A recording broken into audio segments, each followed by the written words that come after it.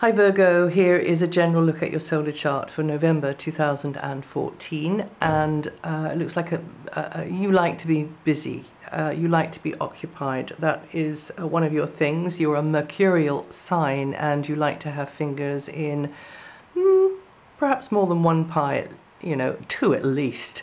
So this is a busy month from that point of view, and for all the signs this month, because the sun is in the sign that is currently hosting Saturn, which in your chart is Scorpio, we're all getting some sort of doses of Saturn depending on where our Saturn transit is happening. For you in your chart, it's in a very mentally active area. It's to do with, yes, it's to do with bringing things into form.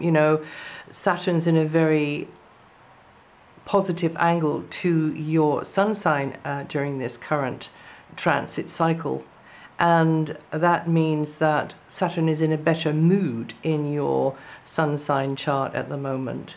So the upside of Saturn is available to you, and that is that she is a great builder planet. She loves to shape and bring things into form, and she also has us working harder and learning a lot, sometimes through difficulty and adversity, because we have to push through the heavy, dense vibration of Saturn to get the success. But success we can have, and that success can stand for many years. Saturn rules time, Saturn rules longevity. So anything achieved under a Saturn transit, in whichever area Saturn is transiting, will stand you in good stead down the line, you see. So this in your chart is in the area of what you put out there in the way of knowledge, in the way of information, in the way of wisdom, in the way of what you feel, using any medium of expression. Mostly speaking, writing, but it can be any other thing at all, smoke rings, semaphore, it can be definitely through, music, but also obviously speaking, writing, that's the most common one. And as I say, any way at all. It's also the area to do with schedules and deadlines and timetables, and just keeping on repetitively and routinely is really what I meant, doing the work in the area where Saturn is. So for you, it will be in your communications area.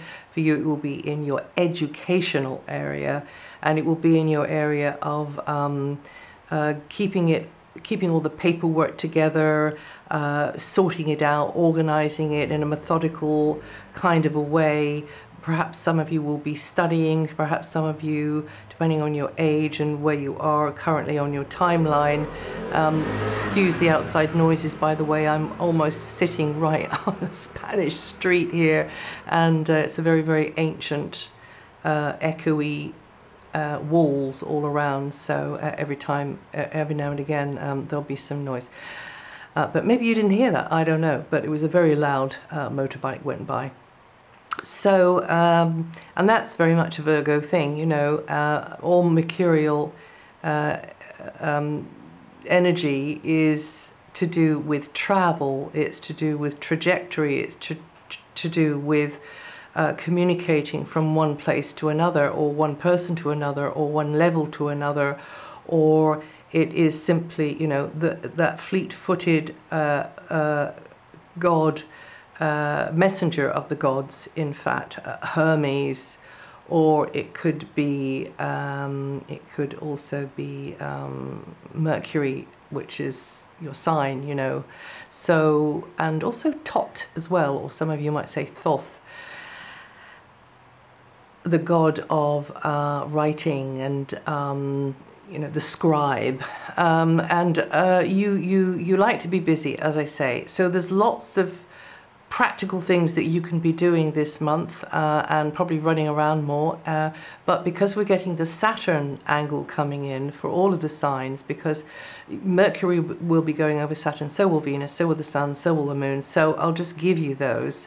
And Saturn has a slowing effect, but it can be good from the point of view of dotting the I's and crossing the T's and being more thorough or reflecting more carefully upon words or actions or decisions or whatever. It's a little bit, it can be a little bit like a retrograde, or it can just be like you've got more on mentally on your mind when Saturn is close to Mercury, and that's going to be particularly, I would say, between the 22nd and the 28th. But particularly look out for the 22nd itself. That's when the Moon and Mercury are going to be conjunct Saturn.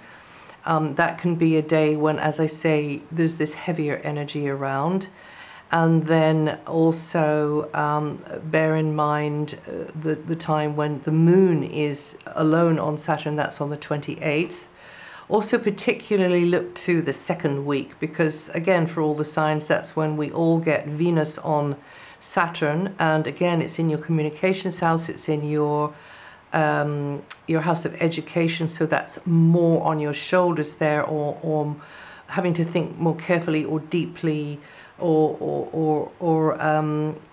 being more thorough with anything to do with communications, whether that's physically, you know, whether that's just having trouble with your Android or your car or your whatever else, phone, laptop, pad, pod, whatever they are, and or, you know, power even, I mean electricity, you know, I mean it could be something like that as well, but anyway, bear in mind. So that is in your communications house, and also between the 10th and the 14th, with Saturn going over your Venus, it might mean that you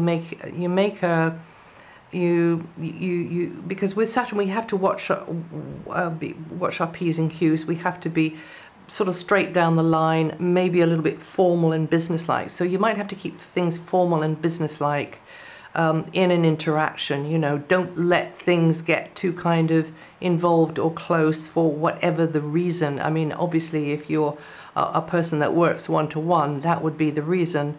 But it can be like in a negotiation type situation. It could be in a myriad of situations, but it is in an interchange type thing going on there, and you having to maybe be a little bit firmer or more determined there. But also it might be you working, beavering away, you know, on the paperwork or the forms, or, you know, the magnum opus. It could be that, and you get this block, and it kind of, something is blocking you. So again, this time here is just pushing through it, softening it as you know, softening and pushing and softening and pushing and dilating and pushing and softening and pushing, and until you just kind of pop out the other side of it. I mean, it's relatively brief, isn't it, the 10th to the 14th? But also the Sun again, or rather Saturn again, is going crossing paths with another celestial body, which is the Sun, and that will be on the 17th to the 19th. That can make you feel like, again, you've got a lot on your plate, or you're second guessing, or you're lacking in confidence. Both of them can, really.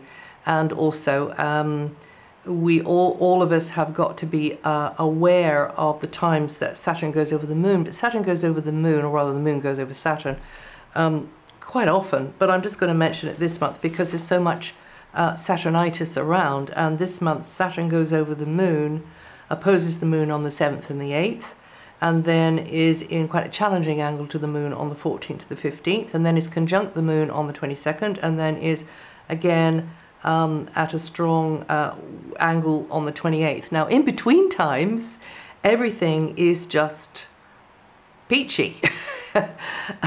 So I'm only mentioning the bits that you need to look out for, maybe, or if you're scheduling something, you're thinking, do I want a blocking, heavy, slower energy on a day that I really had high hopes for, you know, and I'm really going to sort of float some ideas, you know, or a body of work, or you can sort of make up your mind a little bit more. That's why we do these, well, that's why I do these sort of astrological weather reports, I suppose. So it gives you a kind of a heads up on vibrational weather patterns, okay?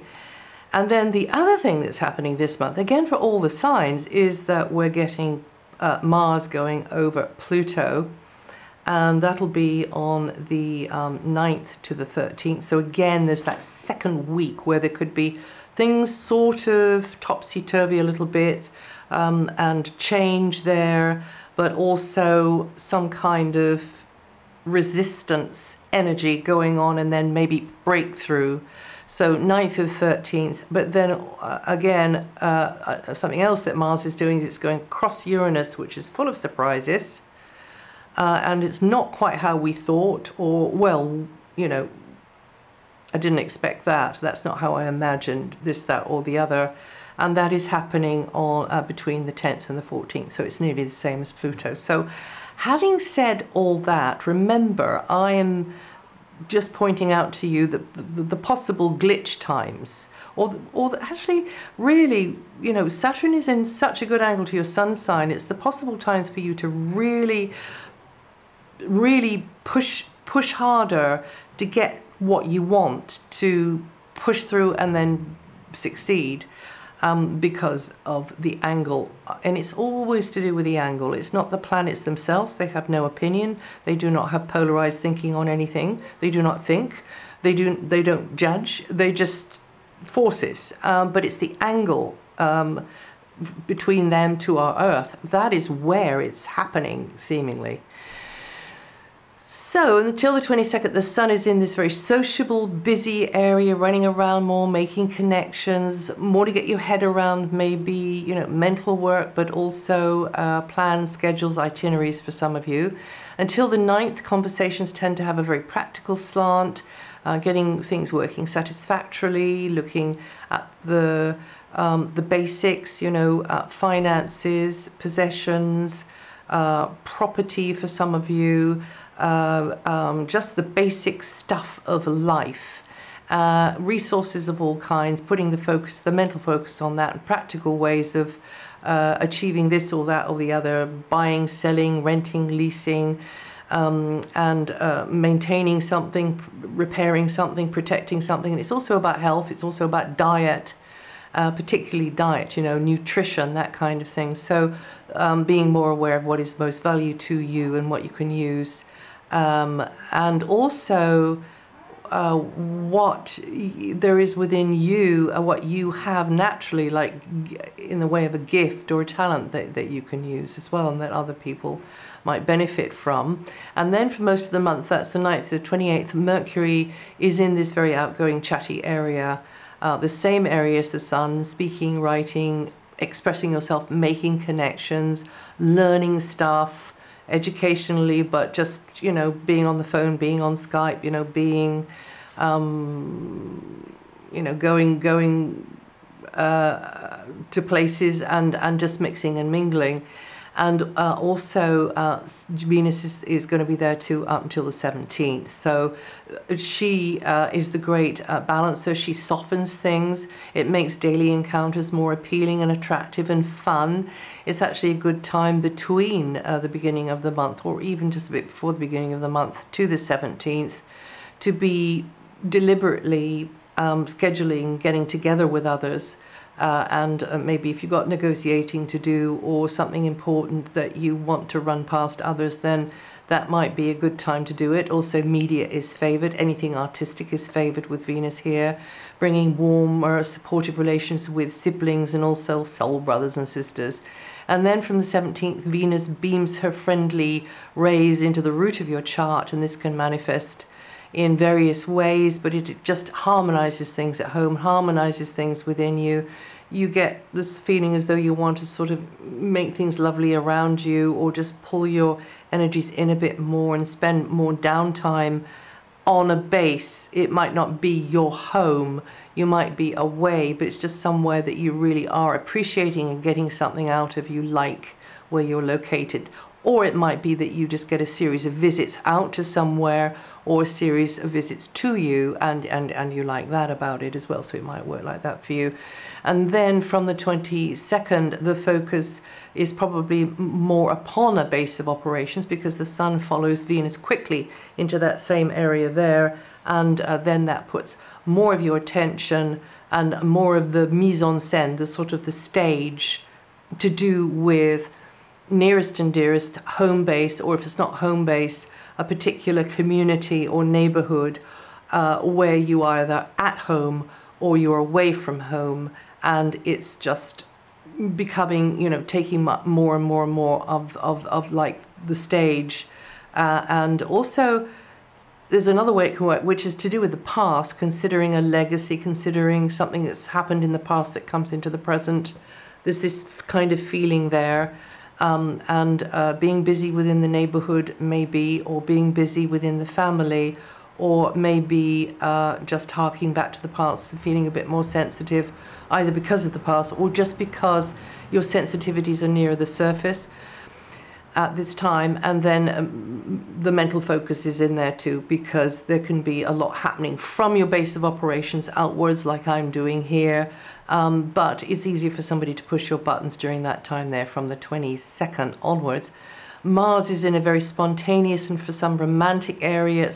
It's an area to do with young folk, youngsters, little ones, children, but also on enterprises, you know, projects, your creative energy, your competitiveness, that should come to the fore.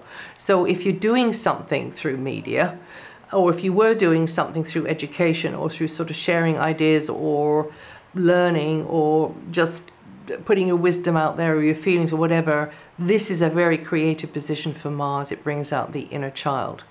Saturn, I've mentioned, you know, it's all about what is my standpoint, what is my perspective on things. Maybe it isn't quite, you know, the be-all and end-all that I thought it was years ago. And you Virgos born in the last 10 days, or with 23 to 28 degrees rising, are going to feel that the most. Jupiter is helping you tie up loose ends until August next year, and there's a lot of inner work that you can do, therapies, practices which are therapeutic, you know, nurturing yourself, nurturing others, healing. It's also an area where you can be your own worst enemy, because you fall down the same old emotional holes in the road from the past. So this is rounding it all off. You know, even if somebody comes back into your life and goes, "Hi, didn't we have a great time?" You know, actually, did we? Or maybe a thing comes back into your life. So yeah, this is getting rid of old habits. And you Virgos born in the last 10 days, or with 19 to 23 degrees rising, going to feel that the most this forecast period. And then of course there's Neptune in your opposite sign, so you know, you must try not to see others through rose-tinted spectacles, and stronger boundaries may be needed at times. But also you come more into an ability to sense somebody else on a soul level, sense somebody else in deeper ways, in more compassionate ways, in ways which are maybe more charitable or understanding kinds of ways, and also artistic as well, because this is a very artistic energy, it's a very imaginative energy. So if you're doing something through the third house, which is your house of communications, where Saturn is saying, you know, you're not getting away with it, you're going to have to put the work in, to do with education as well, maybe you're using the raw material of relationships and weaving some amazing kind of web, ethereal web of weaving with what you're learning and gaining through relationships. But you can very much be the facilitator and the enabler for others with Neptune here, as long as you keep those boundaries in place, and slowly you will develop, you know, a stronger sense of self, because you realize, well, you've been too soft before, or maybe you haven't seen clearly, because Neptune can be a sort of hall of mirrors, of distorted mirrors as well. And you come to fresh realizations. And you Virgos born in the first 10 days, or with 4 to 6 degrees rising, are going to feel this energy the most. And that's it for November. If you know your moon sign or your rising sign, listen to those, and I'll see you the next time.